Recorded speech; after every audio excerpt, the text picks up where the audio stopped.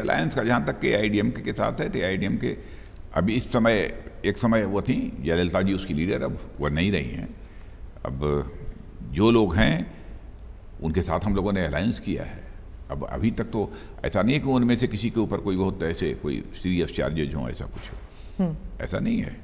अच्छा, यहाँ तक जम्मू कश्मीर का सवाल है, जम्मू कश्मीर में किसी भी पार्टी को क्लियर मेजॉरिटी नहीं मिली थी।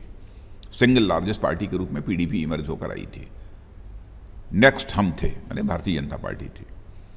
तो फिर यह लगा कि कोई एक पॉलिटिकल पार्टी गवर्नमेंट बना नहीं सकती है, तो चलो जनादेश का सम्मान करते हुए अब दो पॉलिटिकल पार्टी यदि मिलकर गवर्नमेंट बना सकती हैं कॉमन मिनिमम प्रोग्राम पर, तो हमको बनानी चाहिए।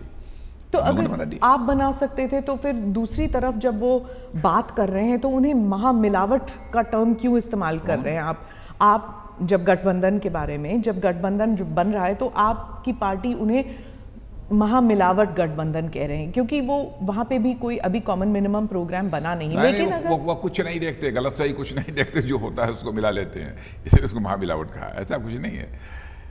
हाँ, लेकिन आपकी पार्टी इनमें से किसी भी पार्टी को के साथ नहीं मिल सकती। अगर जरूरत पड़े तो क्या इनमें से किसी, चाहे मायावती हो या जरूरत नहीं पड़ेगी, आप बिल्कुल कॉन्फिडेंट रहिए कि हम लोग गवर्नमेंट बनाएंगे, और गवर्नमेंट NDA की गवर्नमेंट और हमारे प्राइम मिनिस्टर मोदी जी के नेतृत्व में बनेगी। मैं उत्तर प्रदेश की पॉलिटिक्स में आती हूँ। मायावती जी ने कहा कि मुसलमान वोट जो है वो बंटना नहीं चाहिए, क्योंकि अगर वो कांग्रेस को वोट देंगे तो वो बंट जाएगा। क्या ये आप कहते हैं, आप इसको कैसे देखते हैं कि रिलीजन अनफॉर्चुनेट है, बहुत दुर्भाग्यपूर्ण मानता हूँ। हिंदू मुस्लिम के आधार पर पॉलिटिक्स नहीं होनी चाहिए, और कास्ट क्रीड और रिलीजन के बेसिस पर पॉलिटिक्स नहीं होनी चाहिए। हम लोगों की पॉलिटिक्स जहाँ है वो कास्ट क्रीड और रिलीजन बेसिस पर नहीं होती है, इंसाफ और इंसानियत के आधार पर होती है। हम उसी पर करते हैं। हिंदुत्व जो है नहीं, हम ये नहीं कहते कि हमको केवल हिंदू दें, मुस्लिम वोट न दें, हम अथवा मुस्लिम दें हिंदू न दें, क्रिश्चियन दें मुस्लिम न दें। ये हेल्दी डेमोक्रेसी में ऐसी तो कल्पना भी नहीं की जा सकती जी। इस इलेक्शन को बहुत से लोग कह रहे हैं कि एक प्रेसिडेंशियल स्टाइल ऑफ इलेक्शन के तौर पर लड़ा जा रहा है। मोदी सरकार, फिर एक बार मोदी सरकार। आप एक कलेक्टिव लीडरशिप है या सिर्फ, देखिए पीछे 2014 के इलेक्शन में भी आपने देखा कि मैं ही राष्ट्रीय अध्यक्ष था उस समय। उस समय भी एक मोदी जी के प्रति एक आकर्षण सारे देश में पैदा हुआ था, और उन्हीं को प्रोजेक्ट करके ही चुनाव लड़ा गया था।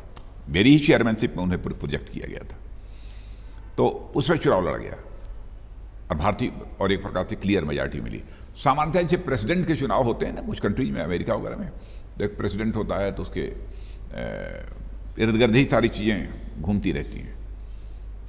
तो आपकी पार्टी में प्रेसिडेंशियल फॉर्म नहीं है, लेकिन है डेमोक्रेटिक सब सारा सिस्टम, और डेमोक्रेटिक तरीके से ही मैंने उस समय प्रोजेक्ट किया था उनको। मैंने सबकी राय लेकर इस रूप में प्रोजेक्ट किया था।